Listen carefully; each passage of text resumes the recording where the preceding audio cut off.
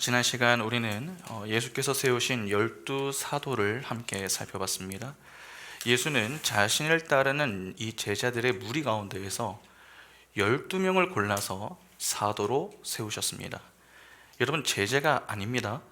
사도입니다. 이는 다른 이들과의 이 어떤 구분을 위한 조치이죠. 그러면 예수는 왜 12사도를 세우신 것입니까? 12가 바로 아들의 숫자이기 때문에 그렇습니다. 여러분, 12사도의 이야기가 금식과 안식일 논쟁 이후에 나왔음을 간과하시면 안 됩니다. 금식과 안식일로 예수와 논쟁을 시도했던 이들이 누구였습니까? 서기관과 바리새인들이었습니다. 그들은 구약의 율법을 준수하는 율법주의자들입니다. 그러니까 구약을 대표하는 자들이죠. 반면에 예수는 신약을 대표하는 그러한 분이십니다. 잘 아시다시피 신약하고 이 구약은 함께 할 수가 없습니다. 새 포도주와 새 보배의 비유, 그리고 금식과 안식일로 구약과 신약을 대표하는 이들이 서로 이 논쟁하는 모습을 보면은 잘 알 수가 있죠. 분명 서기관과 바리새인들은 율법 준수를 통해서 그들 자신은 하나님을 위해서 산다, 그렇게 여겼습니다. 그러나 예수는 그런 그들을 향해서 뭐라고 하십니까? 하나님이 아니라 너희 자신을 위해서 지금 살고 있다, 그렇게 일침을 날리셨습니다. 더욱이 공생의 시절 예수는 그들을 향해서 너희는 뱀의 자녀다, 너희의 아비는 마귀다, 그렇게 말씀을 하셨습니다. 이는 그들이 저주받은 뱀의 라인에 속한 자, 즉 마귀의 자녀다라고 하는 말입니다. 더욱이 바리새인은 그 밑에 있는 자들을 제자라고 부르지 않고 아들이라고 불렀습니다. 그러면 예수께서 하신 그 지적대로라면은 구약을 대표하는 바리새인들은 마귀의 아들들이 되는 것 아닙니까? 마귀는 하나님을 대적하는 존재입니다. 그런 존재의 자녀들이 예수께서 주시는 안식에 참여할 수 있겠습니까? 없습니다. 안식의 자리는 오직 하나님의 자녀만이 참여할 수 있습니다. 그래서 금식과 안식일 논쟁 이후에 나오는 기사가 이 12사도의 이야기인 것입니다. 숫자 12는 아들의 숫자라고 말씀을 드렸습니다. 그러니까 예수는 12사도를 통해서 마귀의 자녀와 대척점에 서 있는 이 하나님의 아들을 소개하는 것입니다. 12사도는 신약의 교회를 상징합니다. 그러니까 교회가 곧 하나님의 자녀다라고 하는 것을 힌트하는 것이죠. 마귀의 자녀인 서기관과 바리새인들은 여러분 율법과 행위를 강조했습니다. 그러면 그와 반대에 있는 이 하나님의 자녀는 무엇을 강조하겠습니까? 은혜입니다. 그래서 그 사실을 강조하기 위해서 누가가 먼저 무엇을 언급하고 있습니까? 예수께서 기도하고 세우셨다라고 하는 사실을 먼저 언급합니다. 그러니까 하나님의 자녀됨은 우리의 어떤 됨됨이나 노력 등의 행위로 얻어내는 것이 아닙니다. 오직 하나님의 일방적인 은혜로 주어지는 것입니다. 그러니까 선물인 것이죠. 그렇게 은혜로 시작하여 은혜로 존재하게 되는 것이 교회인 우리입니다. 여러분, 교회와 성도는 은혜로 사는 자들입니다. 성경은 그렇게 은혜로 사는 자들을 복 있는 자다, 그렇게 이야기를 합니다. 그러면 한 가지 좀 궁금함이 생기죠. 그렇게 하나님의 복을 받는 자들의 인생은 어떠한가 하는 것입니다. 이에 대한 대답이 오늘 본문에 잘 나오는데, 오늘 우리가 읽은 이 본문이 그 유명한 평지수훈입니다. 평지수훈은 마태복음 5장부터 이 7장에 등장하는 산상수훈이다, 그렇게 보시면 틀리지 않습니다. 마태와 누가가 쓴 표현에 차이가 조금 있을 뿐 내용은요 거의 같습니다. 아니, 거의 똑같다고 보시면 됩니다. 아마도 산상수훈을 잘 아실 겁니다. 산상수훈에서 처음 등장하는 것이 무엇입니까? 우리가 잘 아는 팔복입니다. 마태복음 5장 3절부터 12절 보시면, 심령이 가난한 자는 복이 있나니 천국이 그들의 것이며, 애통하는 자는 복이 있나니 그들이 위로를 받을 것이며, 온유한 자는 복이 있나니 그들이 땅을 기업으로 받을 것이며, 의에 줄이고 목마른 자는 복이 있나니 그들이 배부를 것이며, 긍휼히 여기는 자는 복이 있나니 그들이 긍휼히 여김을 받을 것이며, 마음이 청결한 자는 복이 있나니 그들이 하나님을 볼 것이며, 화평하게 하는 자는 복이 있나니 그들이 하나님의 아들이라 일컬음을 받을 것이며, 의를 위하여 박해를 받는 자는 복이 있나니 천국이 그들의 것임이라. 나로 말미암아 너희를 욕하고 박해하고 거짓으로 너희를 거슬러 모든 악한 말을 할 때에는 너희에게 복이 있나니 기뻐하고 즐거워하라. 하늘에서 너희의 상이 큼이라. 너희 전에 있던 선지자들도 이같이 박해하였느니라. 여러분, 이 내용을 기억하시면서 오늘 본문하고 한번 좀 비교해서 보시기 바랍니다. 누가복음 5장 17절부터 26절 보시면 예수께서 그들과 함께 내려오사 평지에 서시니, 아까는 산이었는데 이제 평지입니다. 그 제자의 많은 무리와 예수의 말씀도 듣고 병고침을 받으려고 유대 사방과 예루살렘과 두로와 시돈의 해안으로부터 온 많은 백성도 잇따라 더러운 귀신에게 고난받는 자들도 고침을 받은지라. 온 무리가 예수를 만지려고 힘쓰니 이는 능력이 예수께로부터 나와서 모든 사람을 낫게 함이로라. 예수께서 눈을 들어 제자들을 보시고 이르시되 너희 가난한 자는 복이 있나니 하나님의 나라가 너희 것이며, 지금 줄인 자는 복이 있나니 너희가 배부름을 얻을 것이며, 지금 우는 자는 복이 있나니 너희가 웃을 것이며, 인자로 말미암아 사람들이 너희를 미워하며 멀리하고 욕하고 너희 이름을 악하다 하여 버릴 때에는 너희에게 복이 있도다. 그 날에 기뻐하고 뛰놀라. 하늘에서 너희 상이 큼이라. 그들의 조상들이 선지자들에게 이와 같이 하였느니라. 그러나 화 있을진저 너희 부유한 자여 너희는 너희의 위로를 이미 받았도다. 화 있을진저 너희 지금 배부른 자여 너희는 주리로다. 화 있을진저 너희 지금 웃는 자여 너희가 애통하며 울리로다. 모든 사람이 너희를 칭찬하면 화가 있도다. 그들의 조상들이 거짓 선지자들에게 이와 같이 하였느니라. 좀 어떠십니까? 그러면 상당히 비슷하지 않습니까? 마태복음의 팔복에 관한 이 내용이 누가복음의 사복에 그대로 나옵니다. 사복과 사화로 구분한 것을 제외하면 동일합니다. 그러니까 복음서를 읽는 대상에 따라서 이 표현을 조금 다르게 썼을 뿐 예수의 가르침 자체는 똑같은 것입니다. 때문에 평지수훈은 산상수훈과 병행하여서 보는 것이 필요합니다. 그러면 평지수훈의 좀 이해를 위해서 잠시 이 산상수훈이 어떤 맥락 속에서 등장하는지를 잠깐만 좀 보겠습니다. 여러분, 산상수훈은 마태복음 5장에 나옵니다. 마태복음은 예수 그리스도의 족보로 시작을 하죠. 그것이 1장입니다. 그리고 2장에서 예수는 애굽으로 가십니다. 이는 그냥 헤롯을 피해서 우연히 가게 되었다 하는 것을 보여주는 게 아닙니다. 구약의 이스라엘이 어디에서 나왔습니까? 애굽에서 나왔습니다. 성경은 바로 그 구약의 사건, 즉 애굽에서 출애굽한 사건을 그대로 완성하면서 가는 것입니다. 이스라엘이 애굽을 나오면서 홍해를 건넜습니다. 고린도전서 10장을 보면 바울은 그 사건을 세례를 받는 사건이다 그렇게 표현을 합니다. 예수는 아기일 때에 애굽으로 갔습니다. 이 헤롯을 피해서 가신 겁니다. 그리고 예수께서 공생의 시작 전에 세례 요한에게 세례를 받으십니다. 그때 그분의 나이는 30세였습니다. 그러니까 애굽으로 향하신 것하고 세례를 받으신 이 사건의 시간적인 간격이 상당한 것이죠. 그러나 마태는 2장과 3장을 좀 붙여 놓으면서 구약의 이스라엘 역사를 설명해 주기 위해서 의도적으로 붙여놓고 있습니다. 그러니까 예수가 애굽에서 나와 세례를 받는 이야기로 그냥 연결을 시켜놓고 있는 것이죠. 이스라엘은 홍해를 건넌 이후에 광야에서 생활을 했습니다. 그곳에서 그들이 40년 동안 이 생활을 했죠. 그러면 출애굽한 이스라엘의 그림을 그대로 옮겨온다면 예수도 세례를 받고 난 이후에 무엇을 하셔야 됩니까? 광야 생활을 해야 됩니다. 그래서 예수께서 40일 동안 광야에서 생활하시며 사단에게 시험을 받는 그러한 사건이 나오는 것입니다. 그것이 4장의 이야기입니다.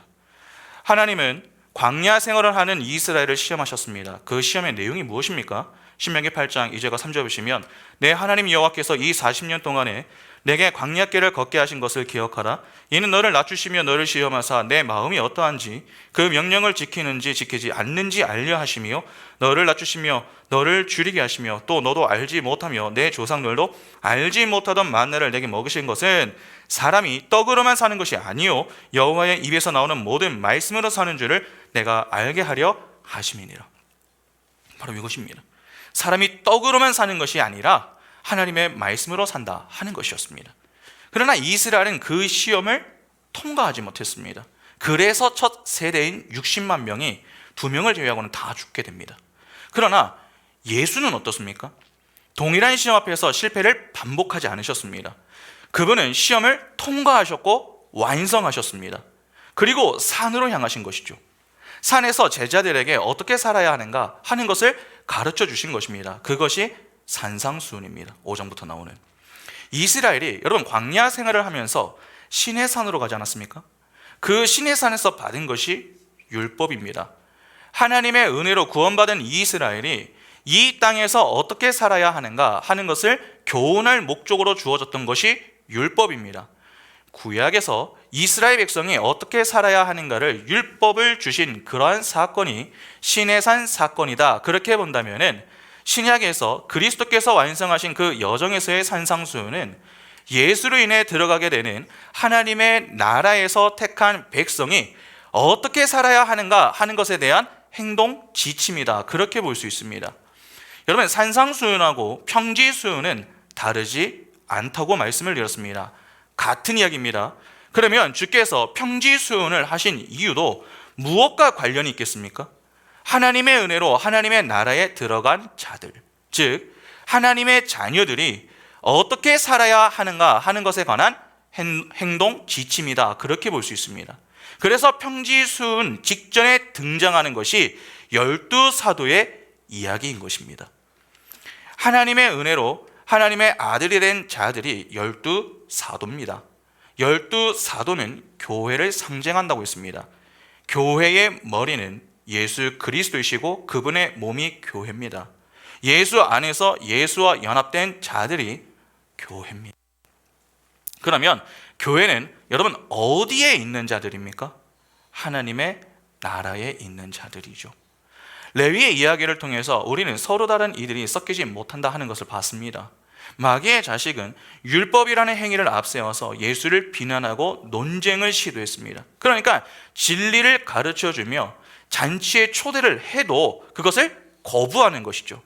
그런 자들은 율법을 준수하지만 그것은 모두 자기 만족과 자기 가치 챙기기에 지나지가 않습니다. 그들은 율법을 지킵니다. 그러나 그 지키는 목적은 그 율법 지킴을 통해서 복을 받기 위해서입니다. 그런데 진짜 복은 그러한 것이 아님을 가르쳐 주시는 것이죠. 그것이 산상수훈이며 평지수훈인 것입니다. 그러니까 진짜 하나님의 아들은 이렇게 산다. 복받은 자는 이렇게 지낸다. 그것을 교훈하는 것입니다. 신명기 27장 9절부터 보시면은 모세와 레위 제사장들이 온 이스라엘에게 말하여 이르되 이스라엘아 잠잠하여 들으라. 오늘 내가 내 하나님 여호와의 백성이 되었으니 그런즉 내 하나님 여호와의 말씀을 청종하여 내가 오늘 내게 명령하는 그 명령과 규례를 행할지니라. 모세가 그날 백성에게 명령하여 이르되 너희가 요단을 건넌 후에 시므온과 레위와 유다와 이사갈과 요셉과 베냐민은 백성을 축복하기 위하여 그리심 산에 서고 르우벤과 갓과 아셀과 스불론과 단과 납달리는 저주하기 위하여 에발산에 서고 레위 사람은 큰 소리로 이스라엘 모든 사람에게 말하여 이르기를 장세기의 손으로 조각하였거나 부어 만든 우상은 여호와께 가증하니 그것을 만들어 은밀히 세우는 자는 저주를 받을 것이라 할 것이요 모든 백성은 응답하여 말하되 아멘 할지니라. 그의 부모를 경홀히 여기는 자는 저주를 받을 것이라 할 것이요 모든 백성은 아멘 할지니라. 그의 이웃의 경계표를 옮기는 자는 저주를 받을 것이라 할 것이요 모든 백성은 아멘 할지니라. 맹인에게 길을 잃게 하는 자는 저주를 받을 것이라 할 것이요 모든 백성은 아멘 할지니라. 객이나 고아나 과부의 송사를 억울하게 하는 자는 저주를 받을 것이라 할 것이요 모든 백성은 아멘 할지니라. 해당 부분은 구약에서 하나님이 이스라엘하고 언약을 맺는 그러한 이 정점에 해당합니다. 지금 언약을 맺는 이야기를 보면은 전부 아멘으로 끝이 납니다. 구약의 언약, 즉 옛 언약은 이렇게 끝이 납니다. 너희가 율법을 지키지 못하면은 다 죽는다. 그렇게 이야기하는 것입니다. 그런데 이게 신약으로 넘어오게 되면은 어떻게 됩니까? 못 지키면 죽인다, 저주를 받는다. 그 내용이 바뀌어서 가난한 자는 복이 있나니 그렇게 바뀝니다. 이전에는 저주를 받을 것이다. 아멘. 그렇게 받아들일 수밖에 없는 불가능한 존재였는데 예수 그리스도의 십자가가 서니까 그 천국 백성이 이렇게 바뀌더라 하는 것입니다.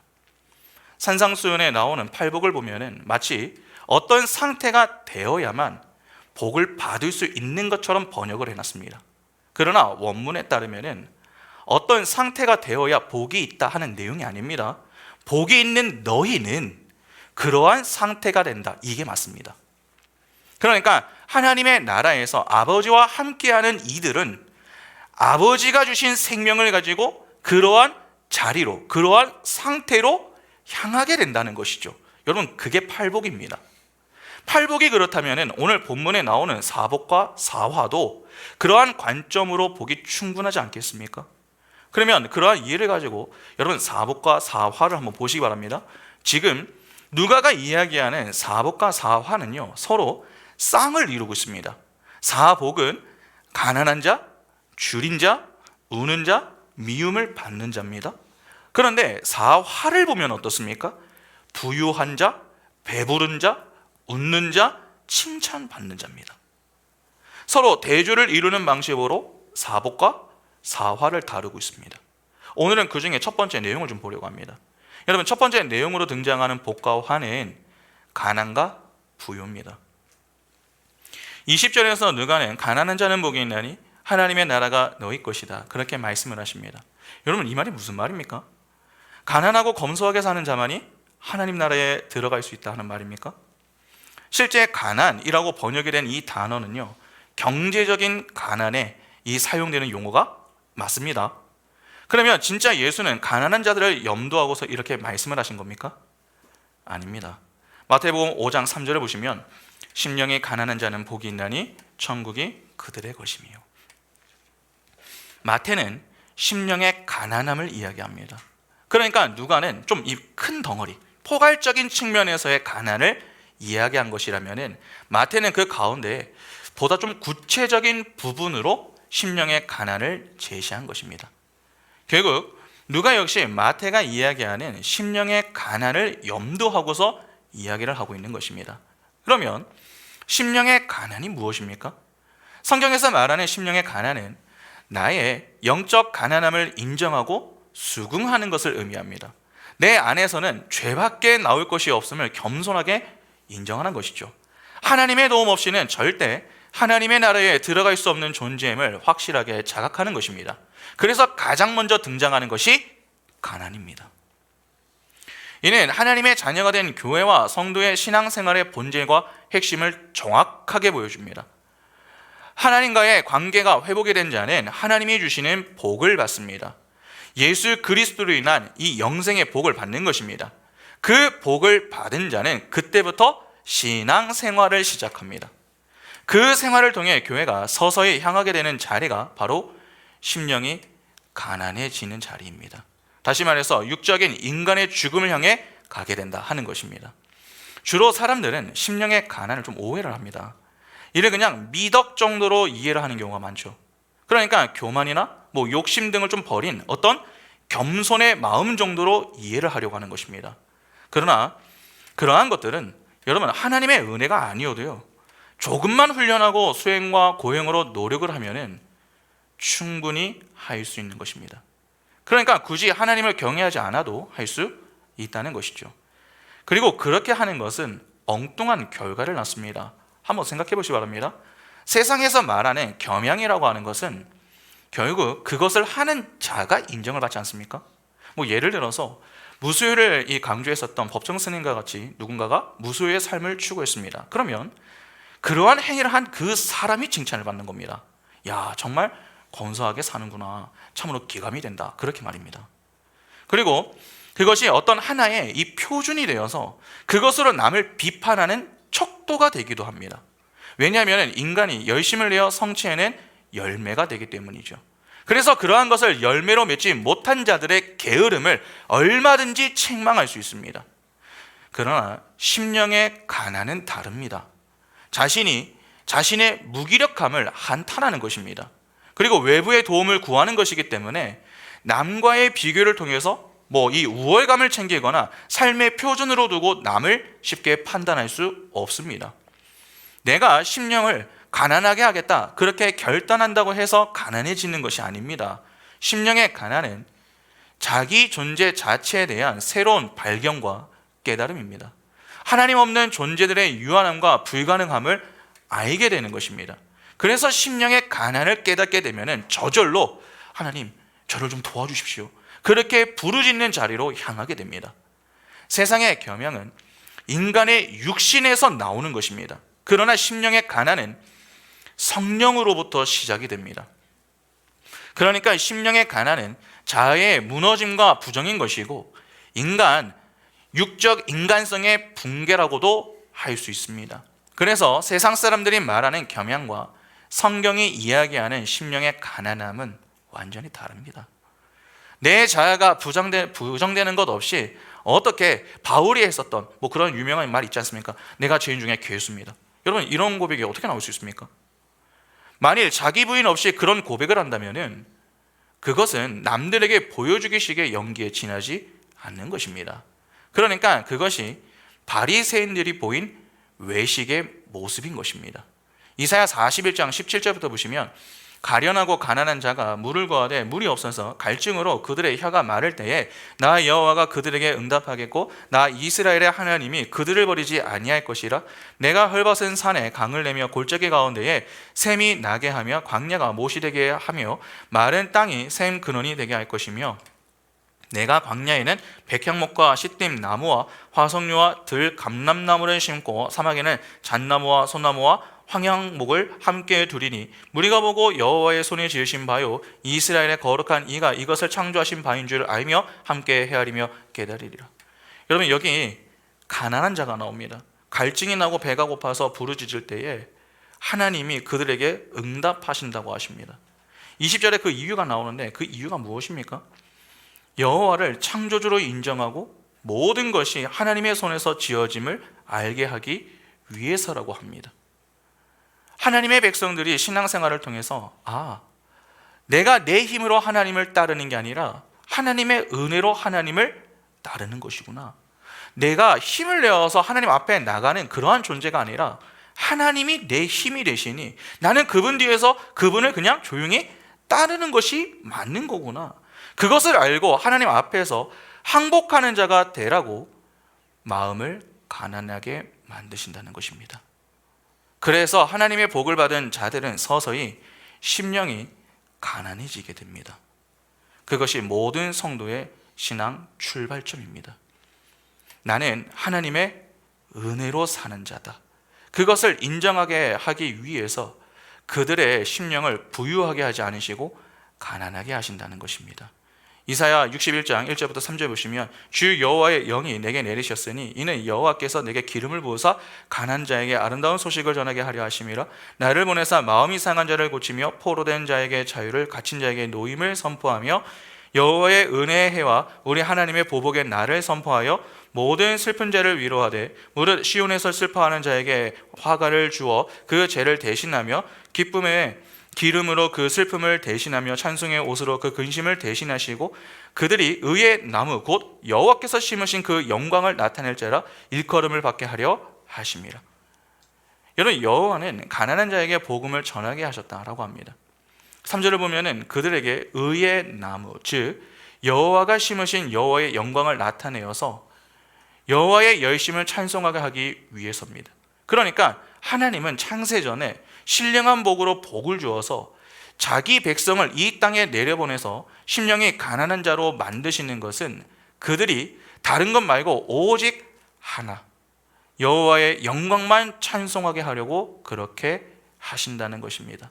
그래서 교회와 성도는 이 땅에서 하나님과 함께하면 함께할수록 심령이 가난하게 되어서 바울이 노년에 했었던 그 고백과 같이 내가 죄인 중에 괴수입니다. 그러한 고백을 하는 자리로 향할 수밖에 없는 것입니다. 이사야 66장 2절과 3절에 나 여호와가 말하노라 내 손이 이 모든 것을 지었으므로 그들이 생겼느니라. 무릇 마음이 가난하고 심령에 통회하며 내 말을 듣고 떠는 자 그 사람은 내가 돌보려니와 소를 잡아 드리는 것은 살인함과 다름이 없이 하고 어린 양으로 제사 드리는 것은 개의 목을 꺾음과 다름이 없이 하며 드리는 예물은 돼지의 피와 다름이 없이 하고 분향하는 것은 우상을 찬송함과 다름이 없이 행하는 그들은 자기의 길을 택하며 그들의 마음은 가증한 것을 기뻐한지. 여러분, 여기를 보면은 마음이 가난한 자와 제사를 열심히 행하는 자가 지금 대조를 이루고 있습니다. 모든 창조가 하나님의 손에 시작이 되어서 완료된다라고 하는 것을 인정하는 자가 마음이 가난한 자입니다. 그리고 하나님은 바로 그 마음이 가난한 자를 구원하신다라고 하죠. 이렇게 심령이 가난하여 구원을 경험한 자가 있습니다. 그가 바로 다윗이었습니다.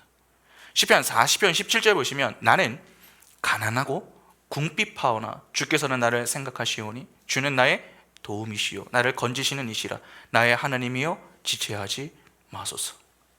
여러분, 다윗은 누굽니까? 이스라엘의 왕이었습니다. 왕은 가난하고는 좀 거리가 먼 인생을 사는 자 아닙니까? 그런데 다윗은 자신을 두고서 지금 가난하고 궁핍한 자다, 그렇게 이야기를 합니다. 그러니까 이를 문자 그대로 좀 이해하기가 조금 어려움이 있는 것이죠. 왜냐하면 다윗은 물질적인 어려움을 겪지 않기 때문에 그렇습니다. 그러니까 이것은 마음의 가난을 의미하는 것입니다. 다윗이 자기는 마음이 가난한 자라고 하면서 지금 뭐라고 합니까? 나를 도와주시고 나를 좀 건져주십시오 라고 합니다.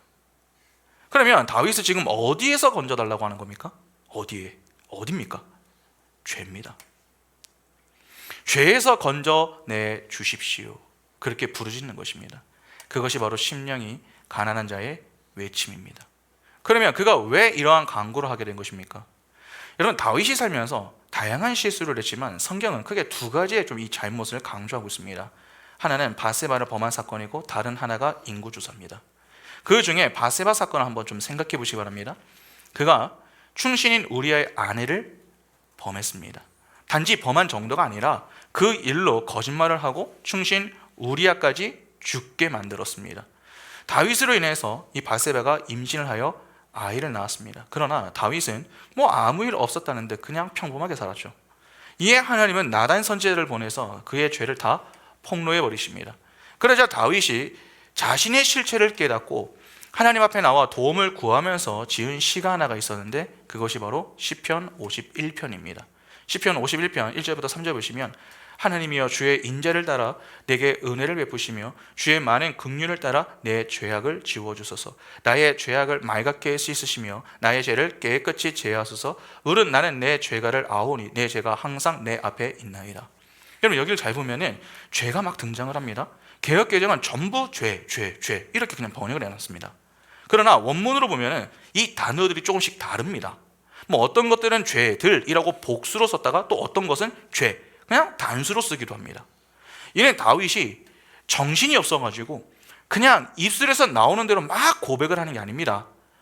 그는 지금 사건화가 되어 나온 문제들, 즉 바세바를 범한 문제, 거짓말을 한 문제, 우리아를 죽이게 만든 문제 등 밖으로 나타난 죄들하고 그 보이는 죄들을 생성해낸 보이지 않는 근원적인 죄를 따로 구별하여 이야기를 하고 있는 것입니다. 그러니까 쉽게 말하면 지금 다윗은 그의 눈에 보이는 죄들에 대해서도 가슴 아파하고 있지만 보이지 않는 본질적인 문제인 죄를 인식하고 그 죄를 매우 무서워했던 것입니다. 다윗은 본질적인 죄를, 그가 저지른 일들의 죄들을 통해 직시하면서 하나님께 진짜 해결이 되어야 할 이 죄의 문제를 좀 해결해 달라고 하나님께 도움을 구하는 것입니다. 이것이 바로 심령의 가난입니다. 다윗은 하나님의 택한 백성입니다. 하나님은 택한 자기 백성을 모두 심령이 가난한 자리로 이끄신다라고 했습니다. 그러면 하나님은 다윗을 그 자리로 이끌기 위해서 지금 무엇을 사용하신 겁니까? 다윗의 범죄를 도구로 활용하신 것입니다. 죄들과 악까지도 사용하여 백성의 영적 성숙과 성장을 이루시고 하나님의 뜻을 이루시는 분이 하나님이심을 여기서 다시 한번 깨달을 수 있는 것입니다. 4절을 보면 다윗은 내가 주께만 범죄했습니다 라고 얘기를 합니다. 여러분, 이거 단수입니다. 좀 이상하지 않으십니까? 다윗이 범죄한 대상이 왜 하나님밖에 없습니까? 다윗 때문에 상처를 입은 자들이 얼마나 주변에 많은데 왜 그는 내가 하나님께만 범죄했습니다 그렇게 고백합니까? 이는 이러한 의미입니다. 우리에게 사건이 되어 밖으로 나오는 죄의 증상들은 사람과 사람 사이에서 발생하는 것입니다. 때문에 사과를 하거나 오해를 풀어서 문제를 해결할 수 있습니다. 여러분, 다윗은 왕입니다. 왕이기 때문에 얼마든지 변명도 할 수 있었고 그의 잘못을 남 탓으로 돌릴 수도 있었습니다. 설령 잘못을 해도 충분한 보상으로 위로하며 문제를 수습하는 방식을 사용할 수 있었다는 것입니다. 그것들이 바로 눈에 보이는 죄들입니다. 죄들은 그렇게 수습이 될 수 있습니다. 그러나 본질적인 죄의 문제는 어떻습니까? 죄는 하나님의 영광을 위해 살아야 하는 자가 하나님이 아닌 나에게 영광을 돌리는 모든 사고, 말, 행동, 삶이 다 수반되는 것입니다. 죄들은 그냥 나오는 게 아닙니다. 그 뿌리인 죄에서 파생되어 나오는 것입니다. 하나님은 자기 백성들에게 그들에게서 나오는 죄들을 직시하게 하셔서 그 죄의 본질을 보게 하십니다. 그래서 죄의 본질이 무엇인가를 알게 된 자들은 그 죄들을 통해서 죄의 실체를 자각하게 되고 자연스럽게 하나님 앞에 나와 하나님 저를 좀 도와주세요. 그렇게 도움을 구하게 되는 것입니다. 그래서 다윗이 내가 주께만 범죄했습니다. 그렇게 이야기하는 것입니다.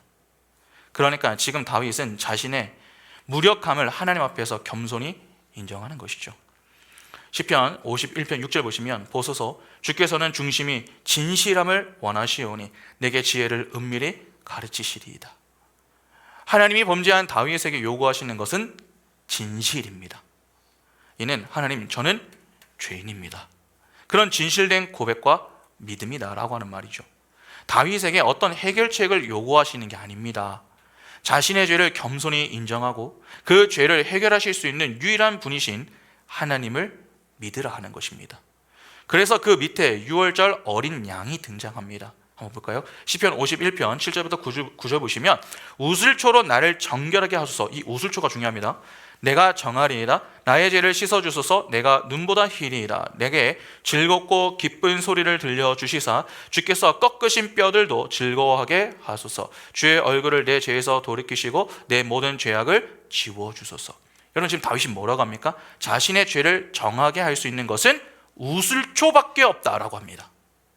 출애굽기 12장 22절과 23절 보시면 우슬초가 어떤 것인지 잘 나옵니다. 우슬초 묶음을 가져다가 그릇에 담은 피에 적셔서 그 피를 문 인방과 좌우 설주에 뿌리고 아침까지 한 사람도 자기 집 문 밖에 나가지 말라. 여호와께서 애굽 사람들에게 재앙을 내리려고 지나가실 때에 문 안방과 좌우 문 설주의 피를 보시면 여호와께서 그 문을 넘으시고 멸하는 자에게 너희 집에 들어가서 너희를 치지 못하게 하실 것임이니라. 여러분 우슬초라고 하는 것은 어린 양의 피를 바르는 물건입니다. 그러니까 우슬초로 나를 정결케 해달라라고 하는 이 말은 예수의 피로 나를 깨끗하게 해 주십시오라고 하는 말입니다. 우슬초는 출애굽 이후에도 부정한 것을 정결케 하는 것에 사용이 된 솔과 같은 것이었습니다. 다윗은 바로 그 우슬초를 이야기하고 있는 것입니다. 이러한 내용들을 보면은 하나님이 다윗의 범죄와 그에 대한 폭로 그리고 다윗의 고통이 죄의 자리에서 건져내시는 구원을 위한 도구들로 다 활용되고 있는 것처럼 보이지 않으십니까? 간혹 사람들은 다윗의 범죄를 두고서 좀 쉽게 이야기를 합니다. 다윗이 그 자리에 있었으면 안 됐다. 요셉과 같이 음란의 문제는 좀 피했어야 되는데 그가 그렇게 하지 않았기 때문이다. 그렇게 다윗의 범죄를 책망하거나 아니면 그 범죄를 내버려 두신 하나님을 이해하지 못하는 그러한 모습을 보입니다. 그러니까 우리도 모르게 하나님을 어떻게 생각하고 있는 것입니까? 우리의 범죄를 막아 주셔야 하는 분, 우리를 지켜주셔서 점도 흠도 없게 해 주셔야 하는 그러한 분으로 여기는 것입니다. 그래서 그렇게 반응하는 것입니다. 그러니까 하나님을 오해하는 것이죠. 그러나 하나님은 다윗의 범죄를 막아서 하나님의 백성다움에 흠이 가지 않도록 지켜주시는 것이 아닙니다. 그 범죄를 허락하심으로 다윗이 하나님의 도움과 은혜를 구하도록 만드십니다. 여러분 하나님은 죄의 조성자가 아닙니다. 자꾸 그렇게 오해하시면 안 됩니다. 오히려 하나님은 죄까지도 사용하여 택한 백성을 거룩하게 만드시고 하나님의 뜻을 이루시는 분이심에 초점이 있는 것입니다. 그러니까 합력하여 선을 이루시는 분이 하나님이신 것입니다.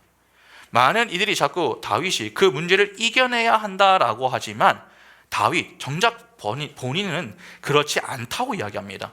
시편 51편 16절과 17절 보시면 주께서는 제사를 기뻐하지 아니하시나니 그렇지 아니하면 내가 드렸을 것이라 주는 번제를 기뻐하지 아니하시나이다. 하나님께서 구하시는 제사는 상한 심령이라 하나님이여 상하고 통회하는 마음을 주께서 멸시하지 아니하시리이다. 다윗은 하나님이 기뻐하시는 제사가 따로 있다고 이야기합니다. 바로 상한 심령으로 드리는 제사입니다. 여기 심령이라고 번역이 된 히브리어 단어는 의지, 지성, 정서를 모두 포함한 자아를 가리킵니다. 그러니까 상하고 통회하는 심령은 자아가 깨지고 부수어져서 생겨나는 이 가난한 심령을 의미하는 것입니다. 아까도 말씀을 드렸지만 가난한 심령은 여러분 인간이 스스로 만들어낼 수 있는 게 아닙니다. 하나님이 의도하시고 만들어내시는 심령입니다. 하나님은 짐승을 죽여 드리는 제사를 원하시는 게 아닙니다. 상한 심령을 원하십니다. 기본적으로 제사라고 하는 것은 인간이 하나님을 만나기 위해서 죽음을 전제로 만나야 함을 상징적으로 보여주는 것입니다. 하나님은 여러분 거룩하시기 때문에 죄인은 그 앞에 설 수가 없지 않습니까? 그러나 하나님은 택한 백성과 교제하기를 원하십니다. 그러면 하나님이 죄인인 자기 백성을 만나기 위해서는 어떻게 하셔야 됩니까? 거룩한 상태로 만드는 방법밖에 없습니다. 인간 측에서 보면은 죄를 죽이고 거룩함을 추구해야 한다는 것입니다. 그런데 죄인은 죄의 문제를 스스로 해결할 수 있습니까? 없습니다. 죄를 가지고 있는 자는 죽어야 됩니다. 그러나 내가 직접 죽을 수가 없기 때문에 자신을 대신하여서 이 정결한 짐승이 죽었던 것입니다. 그래서 제사 전에 하는 것이 정결한 짐승의 머리에 손을 대는 것이었죠. 내 죄가 정결한 짐승에게로 전가가 되는 것입니다. 다시 말해서 제물로 바쳐질 그 짐승이 누가 되는 것입니까? 내가 되는 것이죠. 그러니까 그 짐승의 죽음은 곧 나의 죽음이 되는 것입니다. 그래서 제사란 죽음을 전제하여 하나님을 만나는 것을 상징한다, 그렇게 이야기하는 것입니다. 그러니까 제사는 그냥 하는 게 아니라 하나님 앞에서 나라고 하는 존재의 죽음을 인정하고 긍휼을 구하는 마음으로 드려야 하는 것입니다. 하나님, 저는 하나님이 없으면 안 됩니다. 그러한 마음이어야 되는 것이죠. 제사의 전제는 나는 죽어 마땅한 자입니다. 그러한 자신의 처음 자리에 대한 고백이어야 합니다. 그런데 이스라엘은 제사의 의미를 잊어버렸습니다. 의미가 사라지니까 당연히 무엇만 남겠습니까? 형식과 행위만 남는 것입니다. 제사라는 행위가 자신들의 죄를 없애준다, 그렇게 믿었던 것입니다. 그래서 그들은 열심히 제사를 드렸습니다. 그 제사가 자신의 죄를 없애주는 아주 기특한 행위였기 때문에 그렇죠.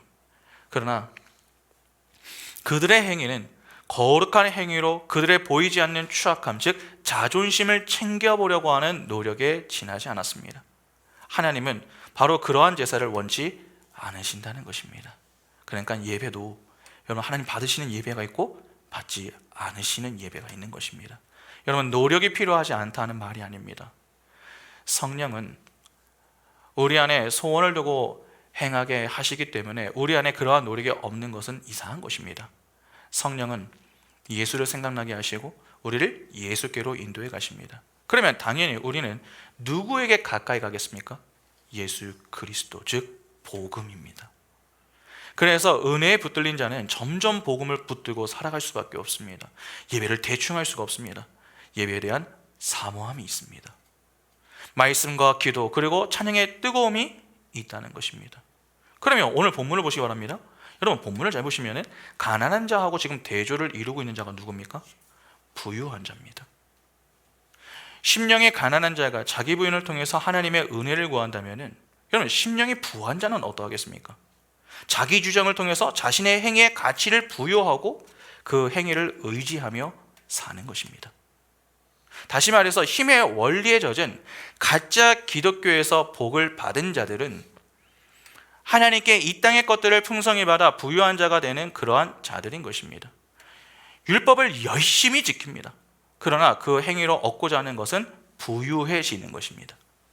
이를 위해 소위 투자하듯이 하나님께 치상을 드리는 것이죠. 예배도 열심히 하고 말씀도 열심히 읽으며 기도하고 헌금도 많이 하는 것이죠. 그들의 행위에 가치를 부여하면서 이런저런 열심을 잘 냅니다.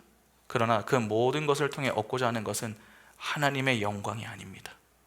내가 잘 먹고 잘 사는 것입니다. 세상에 겸양을 추구하듯 자신이 칭찬받기를 원하는 것입니다. 그래서 배부른 자들은 열심을 갖고 사는 만큼 무서워집니다. 왜 그렇습니까? 자기가 기준이 되어서 그렇지 못한 자들과 자신을 비교하여 그들을 막 정죄하기 때문이죠. 너는 왜 그렇게 못하니? 너는 이래서 문제야. 그렇게 가는 것입니다. 그래서 그런 자들의 눈에는 심령이 가난한 자들이 너무나도 이상하게 보입니다. 자꾸 말씀을 들으며 그렇습니다. 주님, 제가 죄인입니다. 저는 하나님의 은혜가 아니면 안 됩니다. 그렇게 간구하는 자들을 두고 막 정죄하려고 합니다. 너가 왜 그렇게 산 줄 알아? 하나님의 저주를 받아서 그래. 너가 신앙이 약해서 그래. 그렇게 그의 삶 자체를 부정하려고 합니다. 그런데 주님은 그런 자들이 복받은 자다, 그렇게 말씀하시죠. 그러니까 성도는 이 땅에서 자신의 겸손으로 칭찬도 받지 못하는 자들입니다.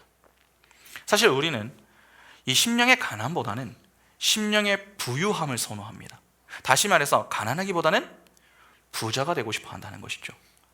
여러분, 명절 때 자녀가 부모에게 덕담을 듣습니다. 그때 복을 빌면서 이제 부모님이 자녀에게 이렇게 얘기를 하는 겁니다. 나는 너희가 가난해지기를 바란다. 여러분, 그렇게 이야기하면 그 말이 어떻게 들리겠습니까? 세배하면서 막 이제 하는데 나는 너희가 가난해지기를 원한다. 그러면 자녀들이 어떻게 듣겠습니까? 그걸 아무리 성경 말씀을 인용한다고 해도 별로 기분이 유쾌하지가 않은 것이죠. 여러분, 우리는 성경에서 이야기하는 진짜 복이 무엇인가를 듣고 배우면서도 그 복 말고 다른 복을 추구하려고 합니다. 그것을 마치 진짜 복으로 둔갑시켜 놓고서 그러한 복을 주세요, 하나님 그런 복 주실 것이죠, 그렇게 이야기를 하고 있다는 것입니다. 그러나 기억하셔야 됩니다. 하나님이 원하시는 제사는 상한 심령이지 짐승을 바치는 제사가 아닙니다. 하나님은 우리의 부유함을 바라시는 것이 아니라 우리의 가난함, 즉 심령의 가난함을 원하십니다. 상한 심령은 내가 드리는 행위에 제사가 가치 있다, 그렇게 여기는 것이 아닙니다. 오히려 반대로 가치 없음을 인정하고 참 제사인 예수의 십자가의 제사를 든든히 붙드는 것입니다. 복 있는 자는 자신의 행위와 상관없이 하나님이 준비하신 예수라는 의를 감사함으로 붙드는 자입니다. 그것이 가난한 심령이고 상한 심령입니다. 시편 32편 1절부터 6절 보시면 허물의 사함을 받고 자신의 죄가 가려진 자는 복이 있도다. 마음에 간사함이 없고 여호와께 정죄를 당하지 아니하는 자는 복이 있도다. 내가 입을 열지 아니할 때에 종일 신음함으로 내 뼈가 새하였도다. 주의 손이 죄어로 나를 누르시오니 내 진액이 빠져서 여름 가뭄에 마른같이 되었나이다. 내가 이르기를 내 허물을 여호와께 자복하리라 하고 주께 내 죄를 아뢰고 내 죄악을 숨기지 아니하였더니 곧 주께서 내 죄악을 사하였나이다. 이로 말미암아 모든 경건한 자는 주를 만날 기회를 얻어서 주께 기도할지라. 진실로 홍수가 범람할지라도 그에게 미치지 못하리이다. 다윗은 자신의 죄를 감추고 지낼 때 고통스러워했습니다. 그런데 하나님이 다윗의 범죄를 폭로시키시고 다윗으로 자신의 실체를 자백하게 하십니다. 그렇게 다윗이 가난한 마음이 되어서 하나님의 도움을 구하니까 하나님이 그를 도우십니다. 그러자 그의 입에서 무엇이 나옵니까? 찬양이 나옵니다. 여러분, 우리가 알아야 할 게 있습니다. 다윗은 죄를 지을 때에도 율법 준수를 했었던 자입니다. 바세바를 범할 때 그녀가 부정한 상태에 있었는지 아닌지 그것을 점검했었고 이후에 금식도 하며 율법을 지키는 그런 행동을 보였습니다.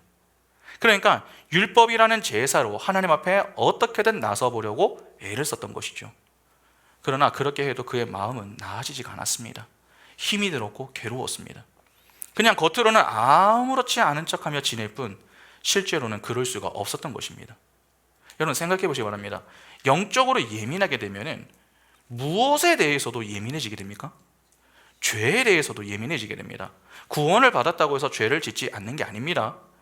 인간은 부족하고 연약하기 때문에 얼마든지 죄를 범할 수 있습니다. 그러나 죄를 즐기지는 않습니다.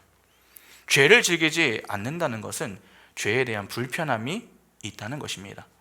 아무리 자신이 지은 죄들에 대한 문제들을 수습하고 이 해결에 놓았다고 해도 마음이 편할 수는 없는 것입니다. 일상적인 생활을 하면서 태연하게 지낼 수는 있어도 그 마음은 자신이 지은 죄들로 인한 불편함이 한 구석에는 존재하는 것입니다. 다윗은 하나님의 택한 백성이고 하나님이 세우신 왕입니다. 죄에 대해 예민하게 반응하던 그가 죄 앞에서 속수무책으로 넘어졌습니다. 왕이라는 자리에서 문제들을 수습하기는 했습니다. 그러나 겉으로 드러난 문제를 해결했다고 그의 마음까지 다 해결된 것은 아닙니다. 잠시는 잊으며 지냈을지는 모르지만 여전히 다윗의 마음은 불편할 수밖에 없습니다. 그때 하나님이 나단 선지자를 통해 죄를 깨닫게 하셨습니다. 그 죄를 깨닫고 그가 진정으로 하나님 앞에 나와 겸손히 죄의 용서를 구하자 그의 불편함들이 다 사라지고 자유하게 되었습니다. 그러니까 그 입술에서 찬양이 나오더라 하는 것입니다. 그런데 아마 오늘 설교를 들으면서 누군가는 이런 반문하실지 모르겠습니다. 이런 궁금함이 좀 드는 것이죠. 어떻게 가난한 마음이, 심령의 가난함이 우리의 구원의 증거가 될 수 있는가 하는 것입니다. 고린도후서 8장 9절을 보시면 우리 주 예수 그리스도의 은혜를 너희가 알거니와 부요하신 이로써 너희를 위하여 가난하게 되심은 그의 가난함으로 말미암아 너희를 부요하게 하려 하심이라. 이 역사 속에서 진짜로 상했던 심령이 누구의 심령이었습니까? 예수의 심령이었습니다. 예수는 십자가에서 너무나도 힘들어하셨습니다. 여러분, 이는 육적 고통 때문이 아닙니다. 자꾸 이 패션 오브 크라이스트의 영화를 보고서 우리는 자꾸 예수께서 십자가에서 얼마나 아프셨을까 그렇게 생각하는데, 그러나 육적 고통 때문에 힘들어하셨던 게 아닙니다. 그것은 영원전부터 한 번도 떨어져 본 적이 없는 그 아버지 하나님하고 떨어지게 된 그 떨어짐으로 인한 고통이었습니다. 그것이 바로 상한 심령인 것입니다. 예수는 마음만 먹으면 그 자리에서 벗어나실 수 있었습니다. 여러분, 그분은 하나님이십니다. 그러나 아버지의 뜻을 위해서 그 자리에 계셨던 것입니다. 죽으라고 하셨으니까 죽습니다. 그것이었습니다. 그래서 스스로 무력한 자가 되어 하나님의 뜻을 위해 그 자리에서 고통을 당하셨던 것입니다. 그것이 바로 가난한 마음입니다. 그 상한 심령이 되신 예수를 믿고 의지하는 것을 성도의 상한 심령이다, 그렇게 이야기하는 것입니다. 십자가에서 상한 심령이 되어버린 예수를 믿는다라고 하는 것 자체가 나라는 존재가 깨어지는 것입니다. 내가 삭제되는 것이죠. 예수의 온전한 자기 부인이 성도의 자기 부인을 이끌어내는 것입니다. 우리는 자꾸 우리 눈에 부유한 자들이 부럽고 너무나도 좋아 보입니다. 그러나 기억하셔야 됩니다. 하나님의 눈에는 그런 자들이 가난한 자들로 보입니다. 요한계시록 3장 17절에 내가 말하기를 나는 부자라 부유하여 부족한 것이 없다 하나 내 공고한 것과 가련한 것과 가난한 것과 눈먼 것과 벌거벗은 것을 알지 못하는도다. 하나님이 라오디게아 교회를 향해서 너희는 가난한 자들이다, 그렇게 저주의 선언을 해버리십니다. 마음이 부자라서 예수가 가져갈 가난이 없다는 것이죠.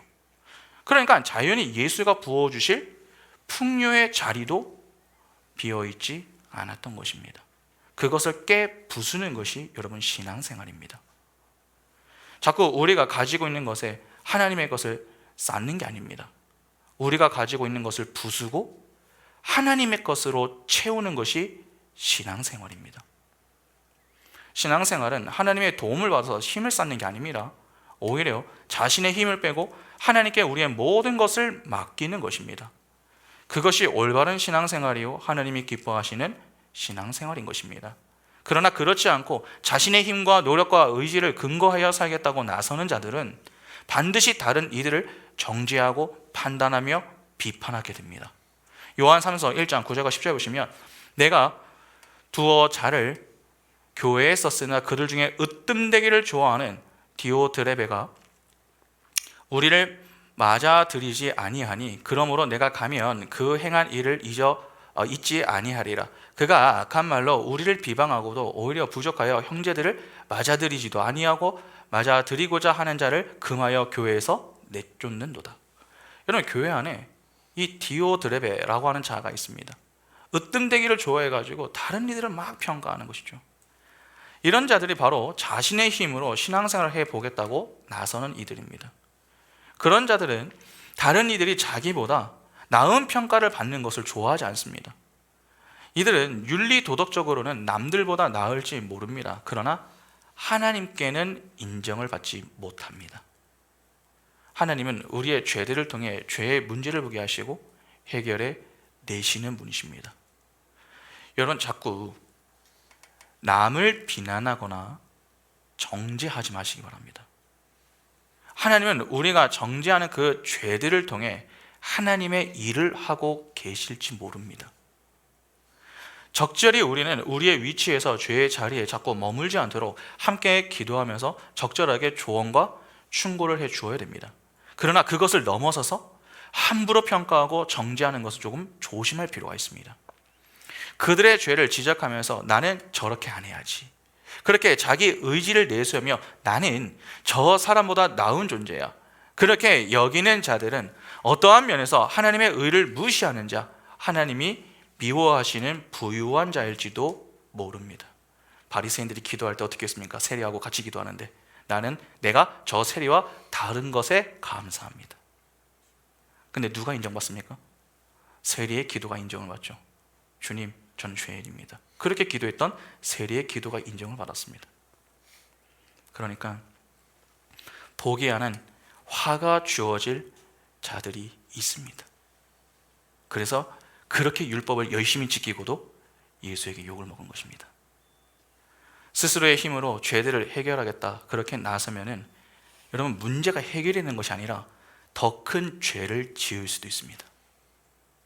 오히려 죄들을 통해서 죄를 직시하고 그때마다 겸손히 하나님 앞에 나와서 그렇습니다 주님, 제가 이렇습니다. 저는 하나님의 은혜가 아니면 안 됩니다. 저를 떠나지 마시고 도와주십시오. 그렇게 상한 심령을 가지고 하나님의 은혜를 구하는 게 맞습니다. 여러분, 그것이 복된 자의 모습입니다. 누가 화가 있는 자이며 누가 복이 있는 자인지 조금 이해가 되십니까? 오늘 우리는 부유한 자리에 서 있는 자들이 아니라 심령이 가난한 자리에 서 있는 자, 복을 누리는 자들이 될 수 있기를 바랍니다. 하나님이 우리를 괴롭게 하려고 여러분 죄들을 허락하시는 게 아닙니다.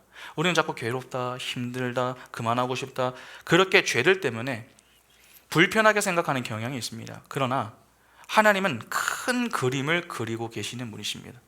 자꾸 어떤 하나의 점을 보고 판단하지 마시고 믿음의 눈을 열고 하나님의 뜻을 바라보시기 바랍니다. 하나님이 우리에게 가시적으로 나타나는 죄들을 보게 하시는 것은 단지 우리의 불가능함을 폭로하는 것 그 자체의 목적에 있는 게 아닙니다. 오히려 그 죄들을 통해서 진짜 문제인 죄를 직시하고 자각하게 만들어 죄의 자리가 얼마나 무섭고 무거운지를 깨닫게 하여 하나님의 은혜의 필요성과 중요성을 붙들게 만드시려고 그렇게 하시는 겁니다. 그래서 자꾸 우리를 말씀과 기도의 자리에 서게 만드시는 것이죠. 그 자리에서 자꾸 우리의 실체를 폭로당하는 것 같아서 괴롭고 힘이 들지만 또 때로는 짜증도 날 수 있지만 그 속에 진짜 하나님의 숨겨진 의도를 파악하셔야 됩니다. 하나님은 우리를 살리시는 분이시고 우리를 구원해 내시는 분이십니다. 그리고 끝내 우리를 구원하셔서 그 생명과 기쁨과 영광의 자리에서 찬양하게 하시는 분이십니다. 우리가 생각하는 부유한 자리가 복의 자리가 아니라 가난한 자리, 심령의 가난한 그 자리가 복의 자리입니다. 그 가난의 자리가 결국 우리가 부유해질 수 있는 그러한 자리가 되는 것입니다. 여러분, 믿음의 눈을, 우리의 눈을 믿지 마시고 하나님을 믿으시기 바랍니다. 하나님과 하나님이 보내신 자 예수 그리스도를 믿는 일이 우리가 할 일입니다.